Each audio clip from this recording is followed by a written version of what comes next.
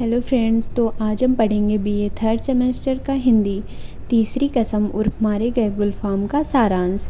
तीसरी कसम के लेखक फणीश्वर नाथ रेणु जी हैं। रेणु जी बताते हैं कि बिहार के एक गांव में हीरामन नामक एक भोला भाला 40 वर्षीय युवक अपने भाई भाभी के साथ रहता था। हीरामन बैलगाड़ी चलाने का काम करता था। हीरामन ने पहली कसम खाई कि वह कभी भी तस्करी का काम नहीं करेगा। पहले हीरामन नेपाल से भारत में सामानों की तस्करी करता था। एक बार पुलिस ने उसके सेठ को पकड़ लिया, जिससे हीरामन अत्यधिक डर जाता है और वो रात को ही अपने बैलों को लेकर के भाग जाता है। जिससे जब उसकी जान बच जाती है तो वो कसम खाता है कि आज के बाद कभी भी तस्करी का काम नहीं करूँगा। उसके बाद हीरामन ने दूसरी कसम खाई कि अपनी बैलगाड़ी पर बाँसों को कभी नहीं ढोऊंगा। एक बार क्या होता है कि हीरामन अपनी बैलगाड़ी पर बाँस के टुकड़ों को लेकर जा रहा था। तभी बाँस के टुकड़े कहीं पर फंस जाते हैं, जिससे उसकी बैलगाड़ी जाकर के एक बग्गी से टकरा जाती है। बग्गी से टकरा जाने पर बग्गी का जो मालिक रहता है वो गुस्से में हीरामन को कोड़ों से मारता है। जिसके बाद हीरामन दुखी होकर के ये कसम खाता है दूसरी कि वह बैलगाड़ी से अपने बाँसों को कभी नहीं ला देगा। इसके बाद हीरामन ने तीसरी कसम खाई कि कोई कितना भी भाड़ा क्यों ना दे, लेकिन कभी किसी नौटंकी वाले को अपनी गाड़ी में नहीं बैठाऊंगा। यह कहानी है गाड़ीवान हीरामन और नर्तकी हीराबाई की।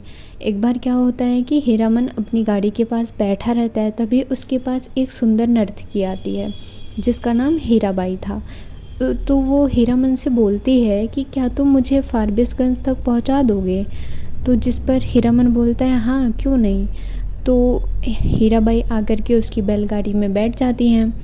कुछ दूर चलने के बाद रास्ते में हीराबाई हीरामन से बोलती हैं कि महुआ घटियारिन का गीत बजा दो।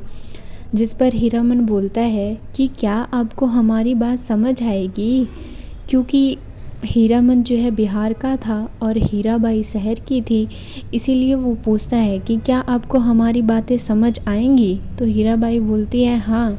तो इस पर हीरामन थोड़ा मुस्कुराते हुए बोलता है कि मतलब आप गीत सुनिएगा ही, मानिएगा नहीं। तो फिर इसके बाद जो है दोनों के बीच काफ़ी बातें होती हैं। हीरामन अत्यधिक प्रसन्न था। उसे ऐसा लग रहा था कि हीराबाई उससे प्रेम करती, लेकिन हीराबाई के मन में ऐसा कुछ नहीं था। तो फिर उसके बाद हीराबाई पूरा गीत सुन ले, इसलिए वो क्या करता है कि शहर के रास्ते को छोड़ करके गांव की कच्ची सड़कों से जाता है, जिससे थोड़ा देर हो जाए और हीराबाई जो है गीत पूरा सुन भी ले। उसके बाद सुबह फारबिसगंज पहुंच करके हीराबाई हीरामन से अलविदा लेती है, जिस पर जो है हीरामन अत्यधिक दुखी होता है, क्योंकि उसने जैसा सोचा था वैसा कुछ भी नहीं था। हीराबाई उससे प्रेम नहीं करती थी, वो करता था हीराबाई से प्रेम।